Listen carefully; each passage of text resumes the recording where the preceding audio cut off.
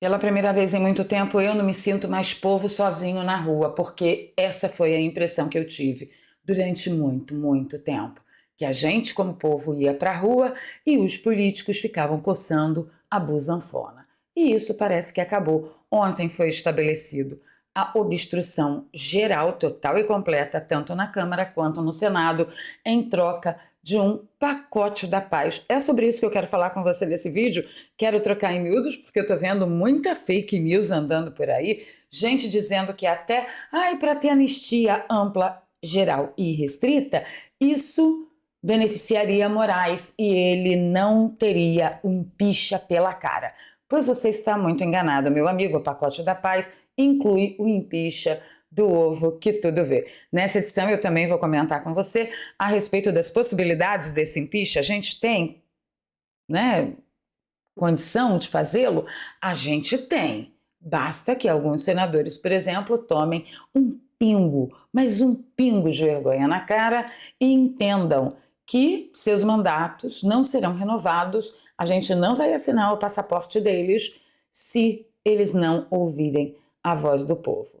E nada me espanta ser justamente o ano anterior ao ano eleitoral. Geralmente é assim que acontece no Brasil, por isso eu não fiquei tão ansiosa quanto a maioria. Eu já esperava que fosse nessa época. Nessa edição a gente vai falar também de Daniel Silveira, tá? Parece que o MP disse que ele tem que ir para casa, para prisão humanitária, mas o dono da bagaça toda, né? Aquele que pensa que é dono da bagaça toda, ele disse: não, vai não, vai só para se tratar. Vou pedir o seu like logo agora no início do vídeo, compartilhamento nas redes sociais e nos grupos de Telegram e Zap, ajuda a nossa voz a chegar mais longe. Se você é novo por aqui, se inscreva no canal e ative o sininho. Se você já é de casa, você já sabe o que fazer. E nesse vídeo eu vou engatar uma primeira, não reclama que eu tô falando rápido, porque senão vai dar mais de 30 minutos de vídeo. E aí eu fico no vinagre aqui no engajamento do YouTube. Combinado? Combinado. Então vamos lá. Vamos começar falando de Daniel Silveira, que a situação dele é muito grave. Ontem nós ficamos sabendo que Fux havia negado o direito dele de usufruir, perdão, da prisão humanitária, que é quando não existe mais nenhuma saída e a vida da pessoa corre risco de morte, né? A vida corre risco de extinção. E foi exatamente isso que o MP entendeu, apesar de Fux ter dito não.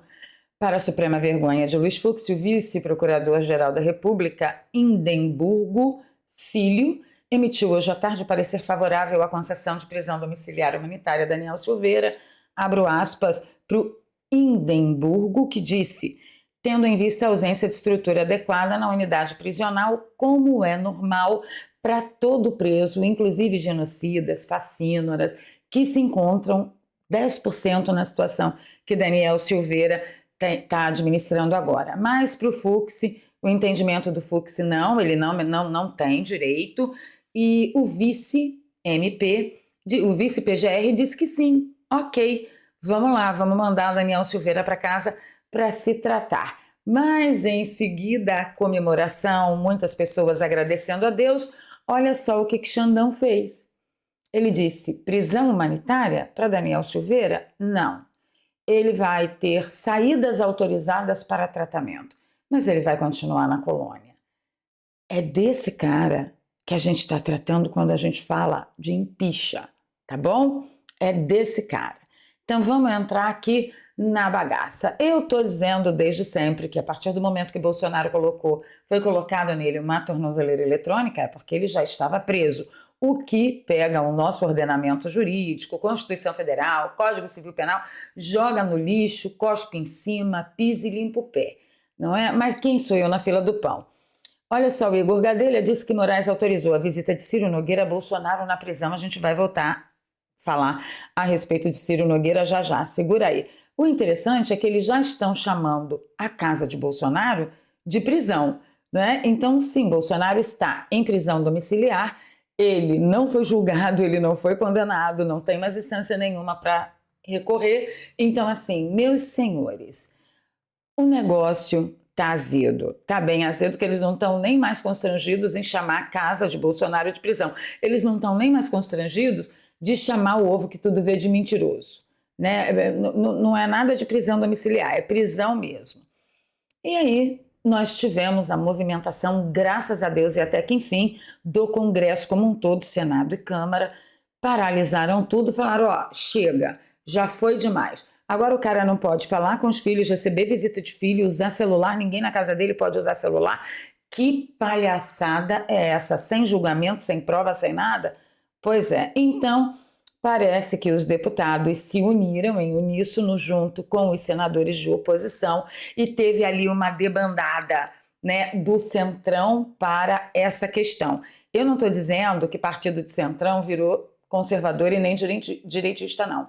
Eles simplesmente abandonaram os postos e foram em direção à pauta, que é a pauta defendida pelo conservadorismo, pela direita hoje, pela bancada da oposição, que neste caso é o pacote da paz. O que é o pacote da paz? Eu vou trocar em miúdo com vocês. Olha aqui, vamos no antagonista, que eles deram aqui um importante exemplo. Ele diz o seguinte, ó, entre as medidas do pacote da paz, as principais medidas estão relacionadas com o impeachment de Alexandre de Moraes, o projeto de lei que concede anistia aos condenados pelos atos do 8 de janeiro e proposta a emenda à Constituição, que é a PEC, acabando com o foro privilegiado de parlamentares. Aí você pode perguntar, pô, Valéria, mas por que tem que acabar? Primeiro, porque o foro privilegiado só é usado contra a direita. Segundo, o foro privilegiado, ele coloca todos os parlamentares na mão de quem?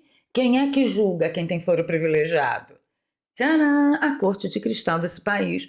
Então, a Corte de Cristal desse país acaba tendo muito poder de chantagem. Tipo, Hugo Mota, tô vendo aqui que você teve um problemito lá, sua mãe, seu pai, sua sogra, sua avó, porque parece que a família toda de Hugo Mota também teve problemas, né?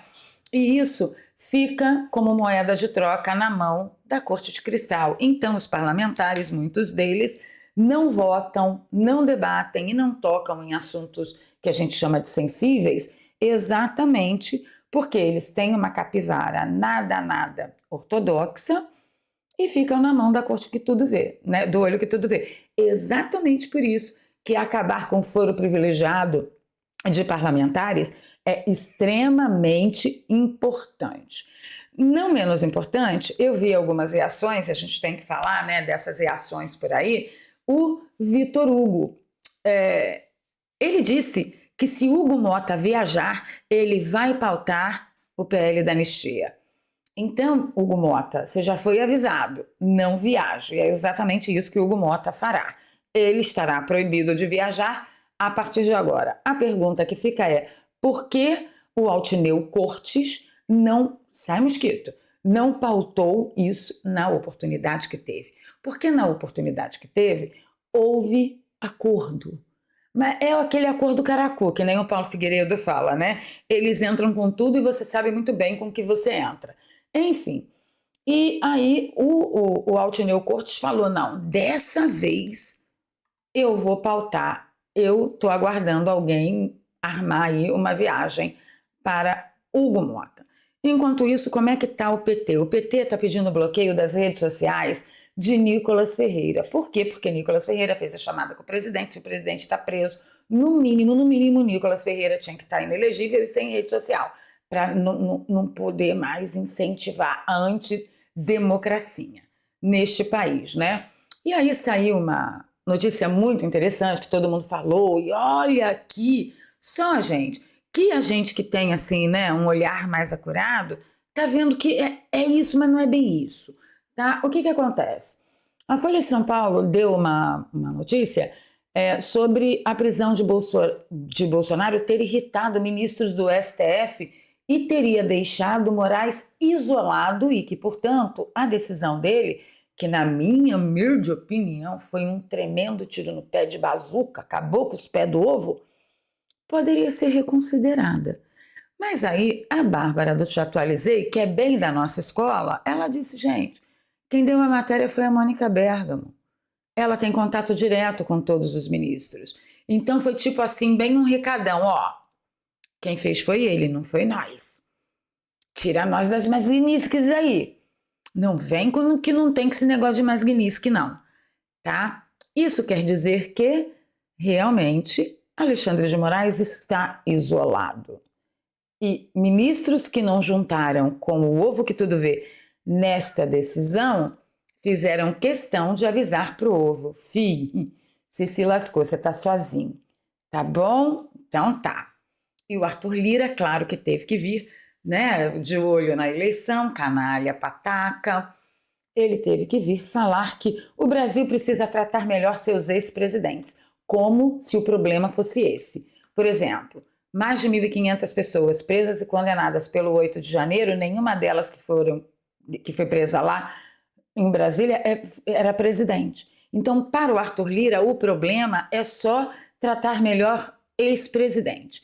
Arthur Lira diz que tem dito isso e defendido há muito tempo. Eu não vi Arthur Lira defender nada disso. Você viu? Deixa nos comentários para mim. Se você viu Arthur Lira falar isso antes, digita 1. Se você não viu, digita 2. Ele continua dizendo que as medidas aplicadas a Jair Bolsonaro são exageradas. Eu tenho vontade... Enfim, não tem. Mentira, não é. São só vozes da minha cabeça. E acirram os ânimos em um país já polarizado, porque o problema é a polarização. Ele quer acabar com a polarização. Ele acha que não exagerar nas medidas contra Bolsonaro, como foi agora essa prisão, como tudo que aconteceu antes com Bolsonaro tivesse acontecido sem exagero, tá? E aí ele diz que isso causa uma polarização. E para não termos um país polarizado, não cometam exageros com Bolsonaro. Eu não é para ficar xingando meia dúzia de palavrão de 5 em 5 minutos.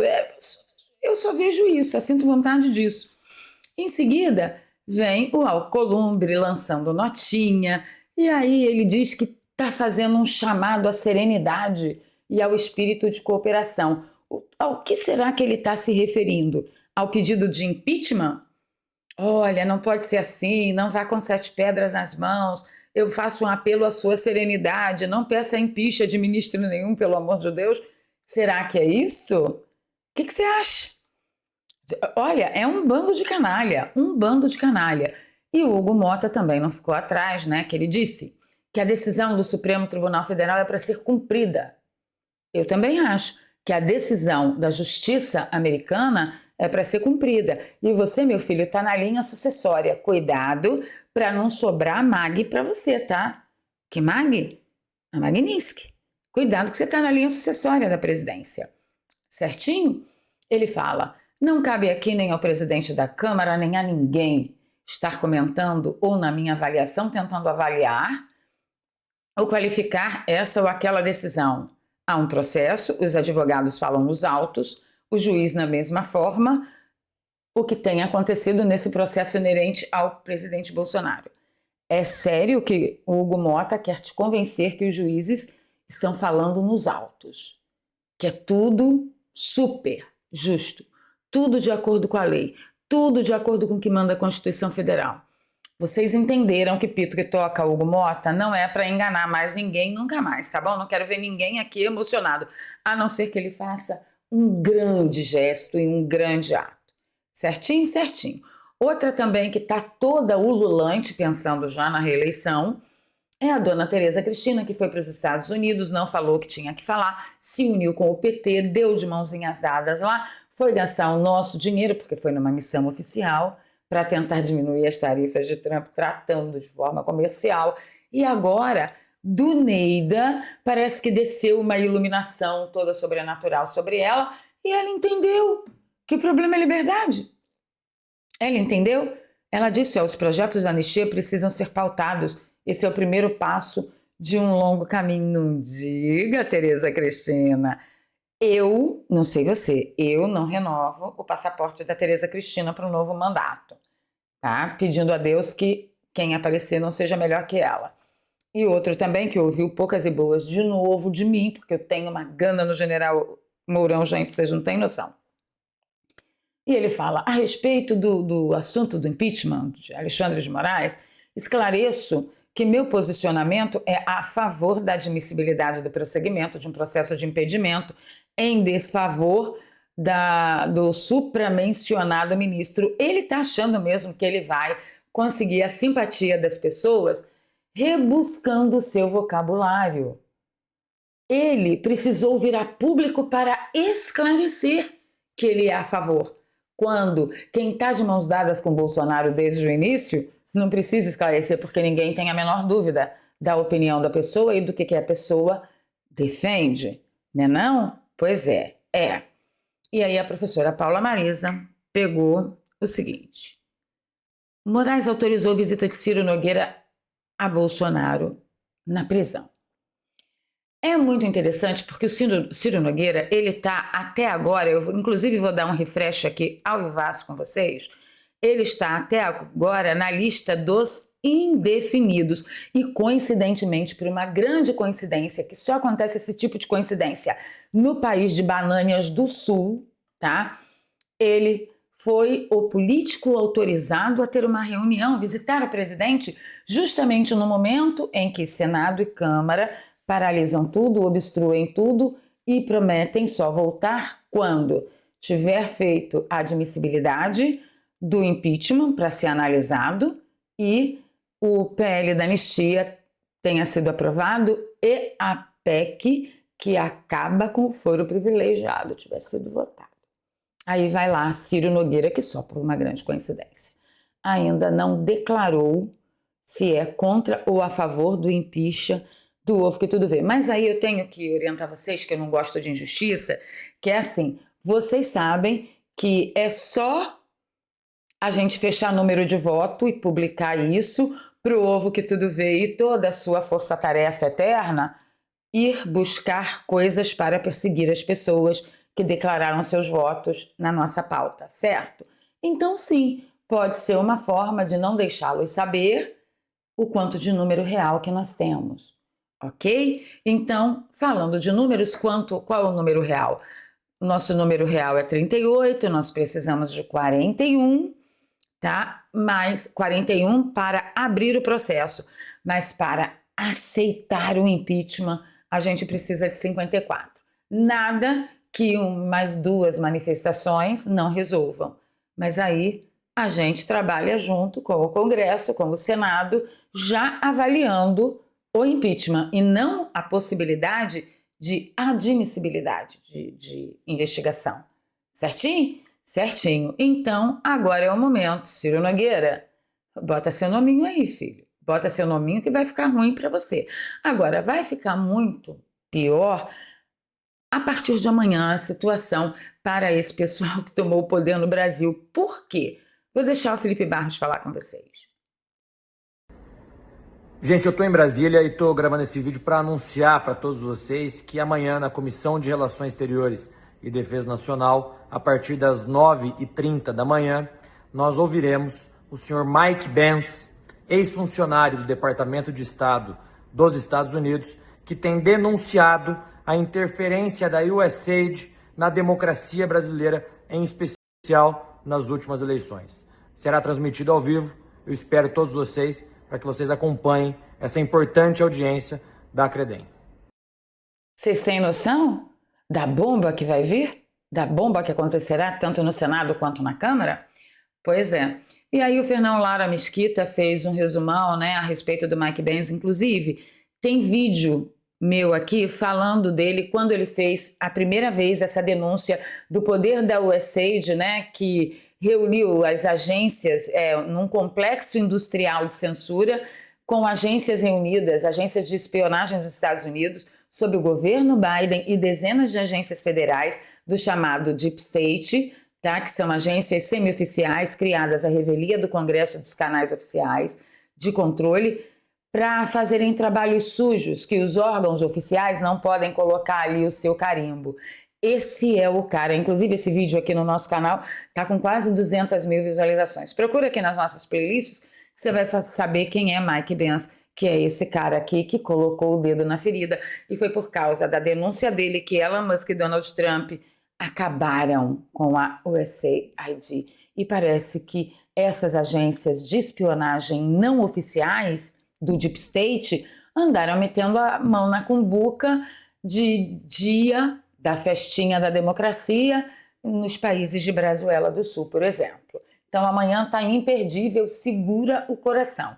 E segura o coração também com Janjo, porque ele está desafiando os Estados Unidos dizendo que ele vai ficar cada vez mais esquerdista e socialista. Eu só lamento que você não tenha acreditado nos nossos avisos, porque nós avisamos. Isso quer dizer o quê? Que o sonho dele de consumo pode se realizar, que é transformar o Brasil numa Venezuela, principalmente se os Estados Unidos retirarem o Brasil do sistema SWIFT. É tudo que ele quer na vida.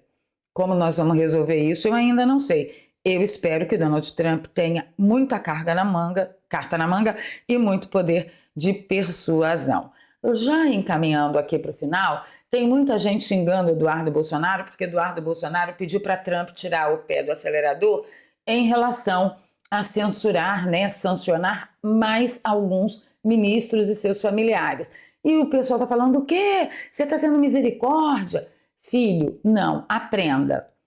Arte da guerra. Você nunca pode acuar o seu inimigo, você tem que deixar uma rota de fuga para ele ou uma rota de arrependimento, porque a hora que o seu inimigo perder tudo, ele não vai ter pelo que lutar, ele não vai ter por que retroceder. Eu já perdi tudo mesmo, então caio atirando. Este é o problema e é isso que Eduardo Bolsonaro visualizou e ele está certo, eu concordo com ele. Tem que ter alguma coisa para o cara dizer, não, para eu preservar, já perdi um monte de coisa, para eu preservar isso aqui eu vou ter que ceder. Essa é a arte da negociação da guerra híbrida, tá bom? Então não, Eduardo não está tendo misericórdia de ninguém, ele não está olhando para a vingança, porque não é Alexandre que importa, o que importa é o Brasil.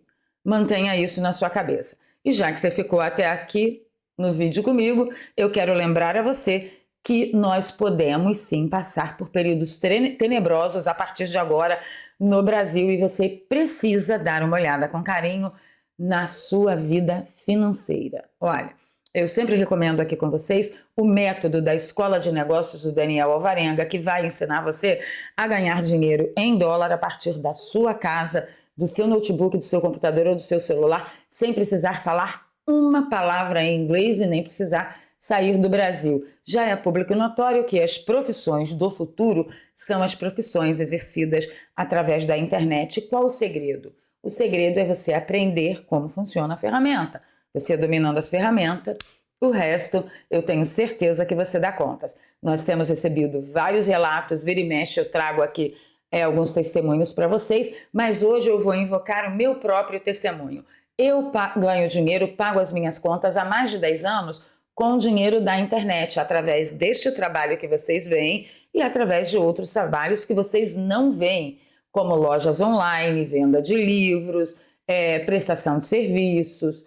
Então, assim, gente, eu tenho o grupo privado que paga mensalmente para que eu dê aulas para eles, crie conteúdo privado para eles. Então, assim, tem muita coisa que você pode fazer pela internet para garantir ou uma renda extra ou descobrir uma nova profissão. E se for em dólar, então, é a garantia que você precisa para, pelo menos, manter a sua família protegida durante esse período negro que talvez a gente possa atravessar. Se informar custa alguma coisa? Não, não custa. Então, acesse o link do WhatsApp do Daniel Alvarenga, que está aqui na descrição e no comentário fixado, que lá tem 3 aulas para você, liberadas para você entender melhor do que a gente está falando, e aí você decide com mais segurança se você quer ou não fazer essa viagem, tá bom? Ficando por aqui, pedindo seu like, seu compartilhamento, se você gosta do meu trabalho, aqui tem um Pix, e a gente se fala nos comentários. Estiquei um pouquinho, mas acho que valeu a pena. Hoje, o dia promete. Então, rainha, pega um café, força na peruca, e a gente se vê o dia inteiro fazendo a cobertura total de tudo isso que está acontecendo. Fui.